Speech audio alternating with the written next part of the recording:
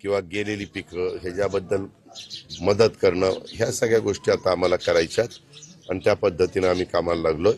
आज इथं काही गोष्टीचं भूमिपूजन होतं। इथं संग्राम सोरटे आणि सोरटे परिवारांनी ही बारव होती फार पूर्वीची, तिथं जरा काही गोष्टी करण्याची गरज होती, त्याचं नूतनीकरण केलेलं आहे। इतर काही बाबी ह्या कॅम्पसमध्ये आम्हाला करायच्यात, त्या कशा असाव्यात कशा नसाव्यात, काय त्याच्यात सुधारणा असावी, इथले आमचे चीफ ट्रस्टचे असतील, इथले बाकीचे त्यांचे सहकारी असतील, आमची ग्रामपंचायत असेल, आम्हाला कामं करताना साधारण ह्या सगळ्या घटकाला विश्वासात घेऊन आम्ही काम करण्याचा प्रयत्न करतोय।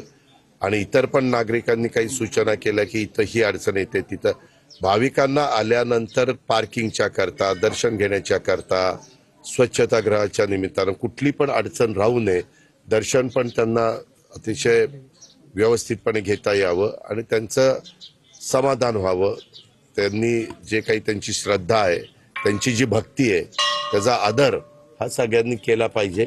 इतर काही बाबतीत झाडांच्या मुळ्या कुठं काही क्रॅक गेलंय, अशा काही काही गोष्टी झाल्यात, त्याच्याबद्दल पण ज्या काही सांगायचं आहे ते मी सांगितलेलं आहे आणि ते आता आम्ही करून घेऊ। मुख्यमंत्र्यांनी काल पंतप्रधानांची भेट घेतली आहे, जास्त मदत मिळण्याची काय? बरोबर आहे। परवा दिवशी आपल्याला आठवत असेल अमित शहा साहेब आपल्या राज्यामध्ये होते, त्यावेळेस मुख्यमंत्र्यांनी भेटून पत्र दिलेलं होतं आमच्या तिघांच्या सहीचं आणि त्याच वेळेस पंतप्रधानांना भेटण्याचं ठरलेलं होतं। त्या पद्धतीनं मुख्यमंत्र्यांनी पंतप्रधानांची भेट घेऊन महाराष्ट्राच्या 13 कोटी जनतेच्या वतीनं जे काही आत्ता परिस्थिती निसर्गात कोपला आणि ही परिस्थिती निर्माण झाली ते सावरण्याच्या करता राज्य सरकार तर कटिबद्ध आहे, परंतु त्याच्यात केंद्र सरकारकडनं देखील चांगल्या पद्धतीने मदत व्हावी ही अपेक्षा व्यक्त केलेली आहे। पंतप्रधान नक्की देतील। दादा, विरोधक सातत्याने म्हणतात की ओला दुष्काळ जाहीर करा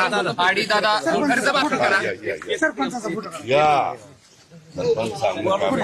दादा, ओला दुष्काळाची जाहीर करा मागणी करते सातत्याने आणि कर्जमाफीची मागणी होती। आम्ही योग्य तो निर्णय घेऊ।